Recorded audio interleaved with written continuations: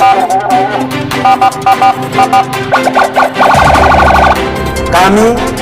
tim penyidik, akan melakukan langkah-langkah penegakan hukum selanjutnya sesuai dengan ketentuan hukum yang berlaku.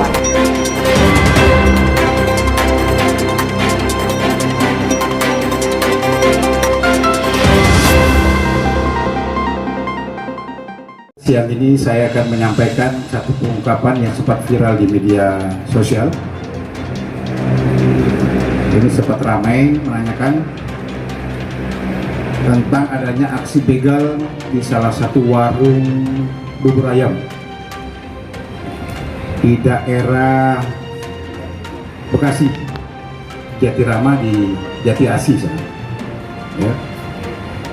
Di Jalan Raya Jati Kramat. Kejadian sekitar hari Selasa yang lalu, tanggal 13 Juli 2021, sekitar pukul 4.30 pagi. Pelakunya adalah satu kelompok geng motor. Biasa dinamakan, mereka namakan gengnya itu adalah geng brutal. Ada 7 orang pelaku yang sudah kita amankan sekarang ini. Ada 2 pelaku utamanya sendiri, ya.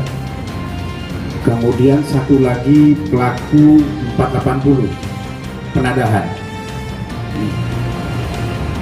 Jadi 3 tersangka yang sudah kita amankan dan ada 5 yang masih buron, tapi identitasnya sudah kita ketahui semuanya. Karena pelaku utamanya yang melakukan pembegalan ini ada 2 orang.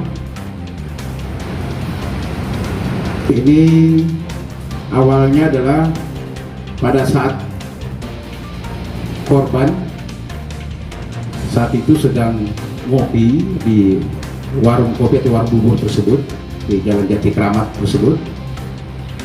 Sekitar pukul 4.30 muncul sekelompok anak dengan 3 motor, sekitar 7 orang. Tetapi yang 5 ini menunggu di luar. 2 orang yang masuk ke dalam dengan membawa masing-masing membawa sebilah celurit. Jadi 1 orang di luar ini bawa 2 celurit. Ada barang buktinya di depan. Dan ini adalah tempat TKP-nya. Ya, warung bubur ini juga tempat warung kopi di Jalan Jati Kramat.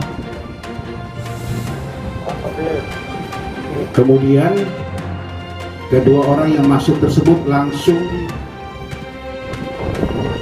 mengambil ada kotak amal milik atau yang ditaruh di warung tersebut yang berisi sekitar 800.000 kotak amal tersebut, kurang lebih 800.000. Kemudian ada korban yang sementara ada di mobil.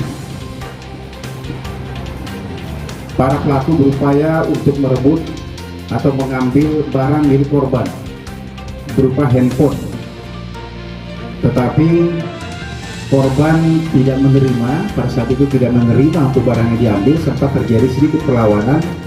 Kemudian pelaku, salah satu pelakunya inisialnya adalah S dan satu lagi MS yang masuk bersama-sama dengan membawa masing-masing sebilah celurit. Karena dengan paksaan korban berteriak minta tolong untuk memanggil warga yang lain yang di luar daripada warung tersebut. Tanpa menunggu lagi, saudara S ini melayangkan celurit tersebut ke dada korban. Ya, korban sehingga terjadi robek yang cukup panjang terus ke dalam, yang mengakibatkan korban setelah dibawa ke rumah sakit meninggal dunia. 2 pelaku ini kemudian merebut handphone milik korban dan melarikan diri.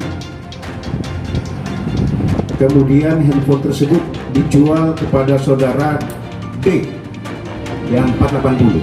Ada tersangka yang satu kita amankan dengan harga Rp1 juta, tetapi baru menerima 500.000.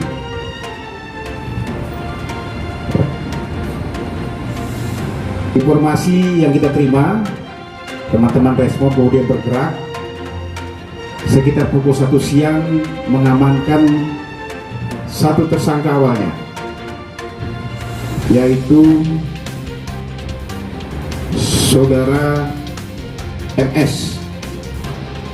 Ini yang pertama diamankan di sekitar rumahnya pada saat itu. Kemudian MS ini yang sama-sama masuk ke dalam dengan membawa celurit. Setelah itu pukul 18.00 besoknya, ulangi malamnya,